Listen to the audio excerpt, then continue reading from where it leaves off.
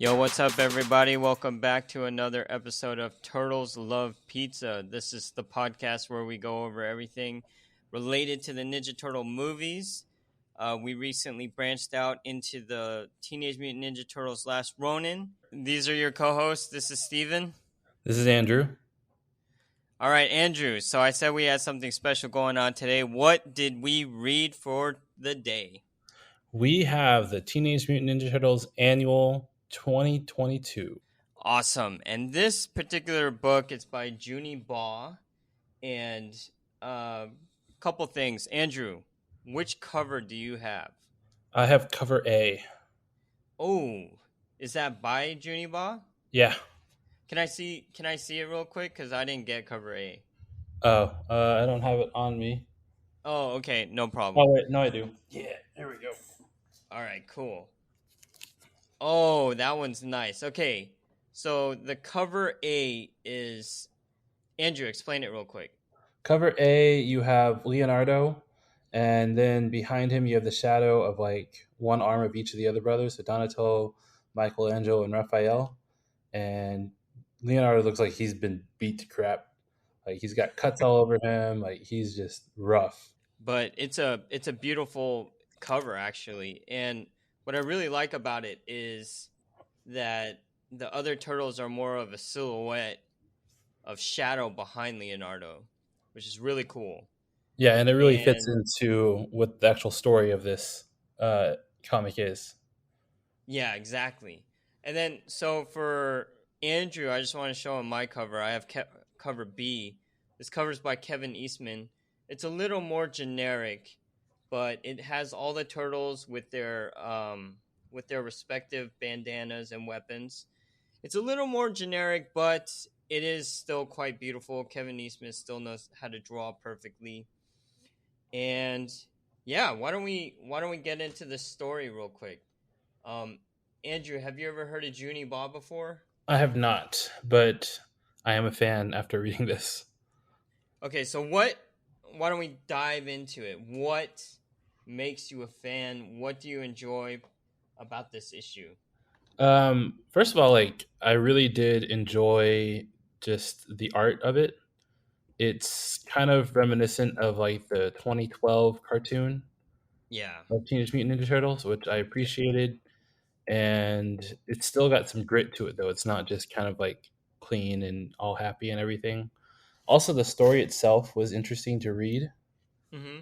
and especially like the perspective they give it, especially since it's told from Leo's perspective. And Right.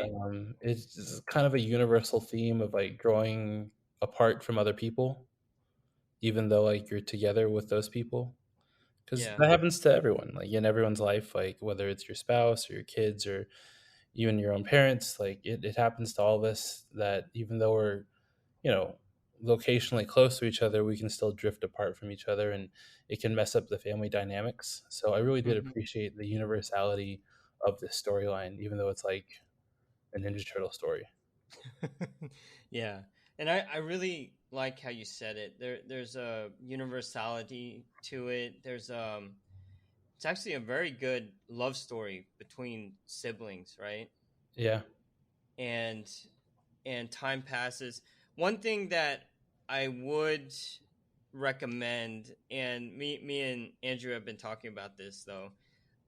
There are some, as usual, we have spoilers. There are some plot points in the story that you might need to read, like the whole Tom Waltz / Kevin Eastman storyline that they started in like 2011, I believe. And basically, it's 100 issues leading up to issue number 100, which is some people pass away you don't expect. And yeah, so this story dives into that a little bit.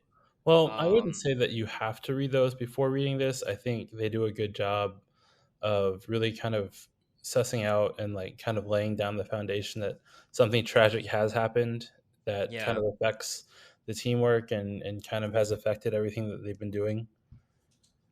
yeah, I do agree with you. Maybe it's just my excuse to say, Andrew, let's read it, because I've recently started to reread it myself. Did you read But this yet? No, I haven't got it. So what Andrew's holding up is the free comic book day copy of Teenage Mutant Ninja Turtles. What was it? Should we even go over that right now? No, not right now, but I did get you a copy, so I'll be sending it to you. Awesome. Thank you, sir. Dude, so I know we skipped this. Normally we do this either at the beginning or the end, but I did buy you a Teenage Mutant Ninja Turtle poster from Ben Bishop. Oh, nice. But the problem with that is I don't know what's wrong with this website, but it's taking forever. I haven't even gotten an email saying it's been shipped. But it's real. Okay, so when we were reading Last Ronin, I mentioned this so many times that Ben Bishop was my favorite artist on that story run, Yeah. and a lot of these posters are really dope. I can't wait for you to see it. And you know what? I'll show you all three because I bought three, and then you can just choose whichever one you want, Okay, cool. Sounds and great. and then I'll send it to you. Um, but yeah, let's get back to the story. Um, Andrew, Yo. give us a quick plot description. Quick plot description. The turtles are on a mission led by Mm-hmm. Leonardo, and he's kind of narrating this, and you can tell he has this hesitancy about this mission. And in the mission, they're in this tunnel by a cemetery, and there's this giant monster that just beats the crap out of them because they're not really working as a team. Mm-hmm. And so Leo gets knocked out because he goes like lone wolf on the monster, and obviously it does not end well. And then they kind Yeah. of address the fact that this monster feeds off of the grief of the fallen warriors that have died. Mm-hmm. And so it's kind of an allegory because the turtles have a fallen warrior amongst them that they're also grieving. And so they kind of band together. They go old school with everyone having the red masks Mm-hmm. and beat the crap out of this monster finally. And you find out at the end that Splinter has passed away and they're kind of dealing with the grief of that. And that's kind of what's driven them apart. But now, Yeah. like, they've completed this mission of getting a flower for this vase. I guess it's a Yeah. symbolic flower. And now they're like all on the same page again. All right. Yeah, that's exactly what it is. And I'm gonna go into kind of what I like, and this is like a perfect Ninja Turtle comic. Like, if you've never read a single Ninja Turtle, you could just start with either the first issue Kevin Eastman and Peter Laird ever wrote, or you can start with this. And it kind of breaks down each individual character. You don't get completely into their quirks, but you do understand um, a lot of their behavior. So, for example, like Michelangelo in the very beginning, he's kind of stumbling, getting in people's way. He even does like this little funny thing on, I think it's page two. What I really hate is they don't have page numbers anymore. Yeah. But he kind of does a voice. I would say James Cagney. He goes like, "Nah, focus on your task, nah, nah," because he gets, he runs into Donatello and stuff. So it has a lot of heart in this particular issue. And what I love about the art is Juni Ba is so kinetic. Yeah, And definitely. yeah, and the way he draws it, kind of like what Andrew said, it does remind me of the 2012 cartoon, but at the same time, it also has this grit to it and this charm to it. Like there's a page where it's always Michelangelo and Donatello running into each other, and it's just so fun. Like, and then man, I wish it had freaking page numbers. I didn't want to count it out, but the art where they act as one when they have a single red bandana for each of them, Yeah. it's just so awesome. And then near the end, or there's this one page where they all change their bandanas back to the original color. And Andrew, I'm showing to you in the camera this one, Yeah. right? Hmm. And Juni Ba is able to differentiate every single turtle based on their color and their skin their skin tone, little freckles on Michelangelo. Leonardo's a little more lean. Donatello has like a darker tan to him. So I just love how it's you just see like actual differences among each turtle. And I'm kind of wondering, like, Andrew, do you remember anything about this flower? Like what I don't know anything about like what this flower has to do with them. I just know it's something important, I guess. Yeah, it just seemed like one last task, and maybe this flower is there's only one place it grows, or well, actually, they're going for the backpack, right? Yeah. So So, yeah, it's interesting. But overall, I really love this issue. You guys have to go out there. And okay, I got a question for you, Andrew. How do you feel about like this introduction of a new villain? You know what I mean? the slug monster, Yeah. I think it was good. I mean, it's not really like a captivating villain. It's more of a foil for them to this huge obstacle for them to overcome, Yeah. and I think I it agree. plays its appropriate part because it's a grief monster, right? And that's exactly what they're trying to deal with is their grief. And they've Yeah, that's and true. the story is said like they've all tried to grieve on their own, doing their own things, being separate, and they weren't able to get past their grief.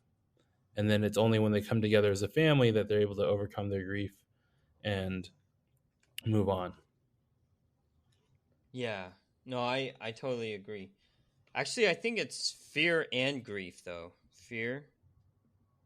It's like a fear monster. But anyways, I also love how Michelangelo gets the last cowabunga in. Like Well, it's grief and despair. So he's a spirit who oh, haunts cemeteries and tracks the grief and despair of those who lost someone to war. oh, I see, I see. Yeah, why are you trying to mess up the metaphor, Stephen? Bro, I was flipping through the pages and I saw fear somewhere. Are you afraid? But Is that why? Are no, you what afraid of am the I? slug Yeah, I am. monster? I'm kind of afraid. Yeah, that thing is gross. Dude, I would not want to fight that thing at all. See, bro, look, your fear, your grief, your pain. Yeah, So but yeah, I that's guess not it's the all three of them. explanation from Leonardo about touching the monster. Yeah. But my And favorite panel, though, is I guess it's yeah. on the digital comic, it says page 20, but Okay. it's where they're kind of talking about, like, what they've been doing during this time of grief Mhm. and just like the expressions on their faces. Like, it goes line by line. Like, you can see, like, Michelangelo's teasing Raph. Is Raph it has, this like, page? yeah, Okay. yeah, that, like, just the expressions on each of their faces as they kind of talk through everything that they've been doing. Mhm. So yeah, I really like this panel. I agree with So you. expressive, Yeah, and and it it and yeah, it's really it's kind of like you know how friends when they're not able to see each other and when they meet up finally after a very long time and it just feels like it was yesterday or whatever. yeah. Like this past September when we finally got to hang out in person Oh, after not right. seeing each other Yeah. for years. Exactly. And there's four of us as well. There's I think that also adds a poignancy, especially with just our friendships and just like the different personalities that everyone has, and when you bring them together, you know you, you might start arguing, but at the end of the day, you always find a way to come together. Well, if it's the four of us, we will start arguing. Oh It's no, not a hundred mic. percent. Yeah, 100%. I know that for a fact. But yeah, altogether, I think this is the perfect love story of brothers. And another thing I really enjoyed about this book is it was just about the brothers. You know what I mean? Right. There's no side story, no April O'Neil, no nothing. Just brothers against this villain and missing a father figure.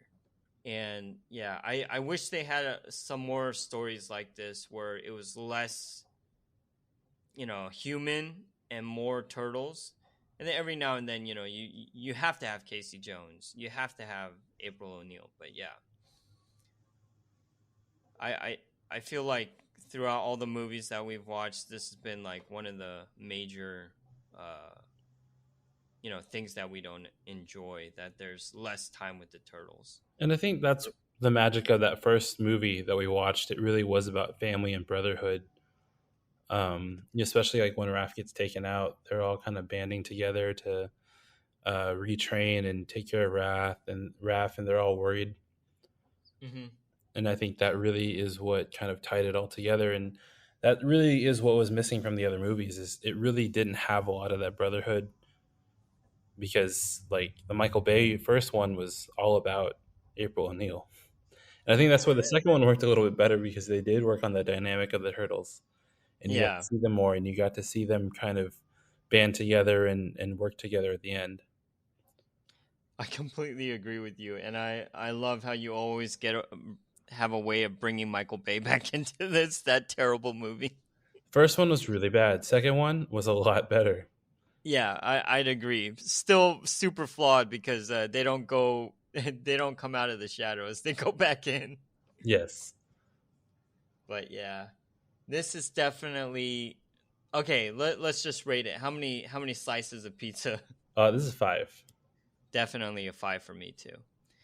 So before we end this particular podcast, this is the end of the first season. We kind of want to break it down for you. What's going to happen in the next season? Andrew, I'm gonna go ahead and uh, talk about what we discussed earlier, Good, because and I don't remember at all. yeah. So we're gonna be taking a quick hiatus away from the turtles for something that I've always loved, and basically we're gonna be watching the first two Tim Burton Batman movies and going over Batman 89 issues 1 through 6. Now, while we do this, I've kind of talked to Andrew about it, and I want to hear from him. Um, are you okay with doing a 1 minute, like a 1 to 5 minute review of the Rise of the TMNT episodes? Yeah. And we'll do it back to back. So for example, we're gonna do Batman '89 Tim Burton, and we'll do the first episode of TMNT, a really quick review of that. So after we finish with the Batman '89, we're gonna jump into the first season of TMNT original series, episodes 1 through 6, and then we will continue to do Rise of the TMNT, and that's the plan. You okay with that? And that's the plan. Yeah, that works. All right, sounds good. Now, one of the reasons why I wanted to do Rise of the TMNT is because number one, they have a movie coming out really soon. And number two, Andrew, I really want to see how Andrew feels about this Rise of the TMNT because it's super different, but it's really fun. It's very Cartoon Network. Yes, 100%. It reminds me of Teen Titans Go, but Ninja Turtles. Pretty much. Yeah. So we'll do that, and then before we head out, Andrew, real quick, spoiler alert here: Doctor Strange. Yeah. How did you feel about Doctor Strange? Doctor Strange. I wanted to like it more. I couldn't like it more, just because it was a mix of very much like Sam Raimi. You could tell his style was in this movie. And I love Sam Raimi. I've seen almost everything he's done. Okay. But Sam Raimi does not mix with MCU. Like his elements and the MCU elements did not mesh together well. And it took me out of the film basically. So, like, what elements of his did not mesh well in particular? Like, since we're already gonna do spoilers real quick, like, give me a specific scene. So like the zombie Doctor Strange, like that did not work for me at all. And Oh, it's definitely like Sam Raimi's style of monster making too. Uh-huh. Like the way that it's done, it didn't look very realistic. It Yeah. has just a hint of campiness to it, which is very much Sam Raimi's style. Yeah. And if it's a Sam Raimi film, like a standalone Sam Raimi film, it would have been amazing. But Right. as part of the MCU, it didn't really mesh, and it kind of takes you out. Same thing with Mhm. the creature at the beginning. Like it is an Oh, amazing looking creature, yeah. but it really didn't kind of fit the mold of like an MCU monster. You're talking about the octopus Yeah. guy? hmm The one Okay. that kind of looks Okay. like Starro. Yeah. Yeah. Yeah. Yeah, and it was a great creature. Like they did a fantastic job on the CGI, and like it was a lot of fun to like see that action sequence, but it Hmm. really didn't fit into the MCU. I see what you mean.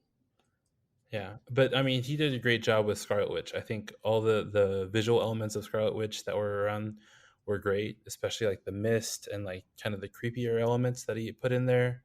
Hmm. Especially like the nod to the ring when she comes out of the reflection. That was pretty awesome. Oh, yeah. Yeah, I think I he did great with the Scarlet Witch. I think I would agree with you, except for uh like a main spoiler. So real quick though, you saw WandaVision, right? Yeah, Okay, I think my problem was I went into it not watching WandaVision. So I kind of missed like a chapter of Scarlet Witch becoming Scarlet Witch, because a lot of times she's Wanda Maximoff or whatever. And I think she became Scarlet Witch more so in WandaVision, right? yeah, that's definitely a result of WandaVision. She becomes the actual Scarlet Witch. I see. So You really yeah, need to watch WandaVision. yeah. And whoever really wants to enjoy Doctor Strange, I would also recommend them watch WandaVision too. Well, that's kind of a double edged sword because a lot of people wanted elements from WandaVision in this Uh-huh. movie, which it was not present. And Sam Raimi even admitted like he hadn't seen WandaVision when he made this film. That's also Oh. because like WandaVision hadn't come out while they when they started shooting this film. Hmm. So he couldn't really add those elements to it. But the big takeaway from WandaVision is she becomes the Scarlet Witch, like the real Scarlet Witch, and not just the Wanda Maximoff that we've all seen previously Hmm. before that. So yeah, that's like the big takeaway from WandaVision. So as long as you know that going into watching Doctor Strange, you should be fine. Oh, I see. Is that when she actually gets the book then? Yeah, Oh, okay. Okay. So you should watch overall, the last episode of WandaVision and then watch Doctor Strange. okay, before we go then, I'll say I enjoyed it, but I completely agree with your assessment. I actually would have rather seen the Sam Raimi all out kind of movie, whereas this kind of felt like it was being tempered. There's some story problems I had with it, especially with Scarlet Witch, especially at the end. Um, I guess she basically. Oh well, you know what? Just watch it. But yeah, um, I'd My agree whole with thing, you. my thing is, I didn't like the Doctor Strange elements. Like, I Really, feel like Doctor Strange as a character didn't really play out very well in this. I see. Like, it didn't. The growth that he had was very minuscule, Uh huh. and it didn't really further his character that much. And I mean, America Chavez also didn't really do that much, Yeah, or her whole like fix at the end was pretty simple. Like, you should have more self confidence. yeah, exactly. Which I mean, And she's a teenager and a kid, which I understand, but it's still like way too easy of a fix. Like, she doesn't really come to this realization herself. It's yeah, like you've had the power all. It's like super cheesy, like after school special, she just needed one person to believe in her. pretty much. One person to give her that pep talk. I definitely think that there's not enough character development throughout the story, and I'm sure they'll develop her in a bunch of other TV shows and other movies, but until that point, she's definitely not very interesting. Other than that, have you seen Moon Knight as well? Of course, is it worth the deep dive or no? Moon Knight is good. It is a little uneven though. Like the episodes are not all equal. Oh, okay. It definitely gets a lot better towards the end. How many episodes is it? 6. Oh, okay. I technically have not watched any Marvel TV shows, so I saw like the first episode of Hawkeye, and I was like, yeah, I'm done. Yeah, Hawkeye was probably the weakest out of all of them. So Really? that was a bad choice. Like if anything, watch Loki, WandaVision, or Moon Knight. Okay, okay, I cool. wasn't a big fan of Falcon and the Winter Soldier. It was okay, but Okay. it didn't really do it for me. Is it more generic of an action, like buddy comedy kind of story? A little bit. Because I feel like what I've heard is Loki and WandaVision kind of pushed the boundaries of what they've been trying to do. Right. So, Well, my thing yeah. is like character development wise, like you'll really appreciate WandaVision and Loki because those Okay. characters really evolve through both those TV shows. Mm-hmm. And Mm-hmm. same thing with Moon Knight. Like there really is a good payoff at the end of Moon Knight of just seeing the characters develop. Okay, cool. Well, I'll have to take some time to check it out later, but it is the end of the episode now, Andrew. So thank you for tuning in. Again, whoever wants to join us in this endeavor, we're going to be watching Batman 89, Batman Returns, and we're skipping all the Joel Schumachers and all the other books and all the other movies. But we're going to read Batman 89 issues 1 through 6, written by Sam Hamm. So And go where get does your. Michael Keaton rank on your list of Batman? Oh, okay. So, real quick, Batman Returns is my favorite Batman movie, even over Dark Knight, even over the Batman, whatever. So I would have to say Michael Keaton is my favorite. And I've actually gone back and forth because Christian Bale was really great. Robert Pattinson is really great. I really enjoy Ben Affleck's performances, but yeah, when it comes down to it, Michael Keaton's still my top. What about you? Michael Keaton's probably number as Batman. He's probably number 2. Okay, Yeah, who's number definitely. one? Number 1, I would still have to give it to Christian Bale. Why? Just because the way that they evolved his Batman character through his movies really worked. I gotcha. You know, like it definitely like Batman Begins, he definitely felt like a novice at a lot of these things. You know, The Dark Knight, he definitely rises up as a detective and is Yeah. able to do all these amazing new things. And then, you know, in the end, he's like the smart, quippy kind of Batman that he needs to be. You make him sound like a Marvel hero. Smart, quippy. But I will say that this Batman 89 book actually brings additional character and additional development to the movies. Okay. I think it's going to be a really great dive, and it'll be fun. And I just have to say this once. I Yeah. listened to Dave Chang's podcast, and you know Uh-huh. who he ranked number 1 as Batman? Adam West. No, Okay, if we're talking about what, Kevin Conroy? no. I'm saying like out of the Batman movies. Oh, George Clooney. Yes, George Clooney. And I was like, that was like one of the worst Batman And did he say why? because he likes the campiness of it. He likes like the fun of it and how it's not as serious of a Batman. That makes sense. Although in my case, I would have gone Val Kilmer because he kind of balances the campiness and Val the Kilmer did a great job as Batman. yeah. The film And itself was a little questionable, but he did a great job as Batman. yeah, there's still online petitions saying release the Joel Schumacher cut. So, Yeah, and anyways, yeah. yeah, what were you gonna say? Oh yeah, we still haven't actually talked about the Batman, the Robert Pattinson one. You and I. Oh, But we can save that conversation for when we start this next intermission series. okay. I'm totally down for that. All right. Well, guys, thank you for joining us. Andrew, thanks for joining, and we'll talk to you all in season 2. All right, or the intermission actually. Oh, intermission. Yeah. You suck at this. You're the worst podcaster there is. Well, season 2 intermission. Okay, there we go. Wait. Yeah. Okay, anyways. All right, Andrew. Bye, I'll talk Steven. to you later. All right. All right, bye.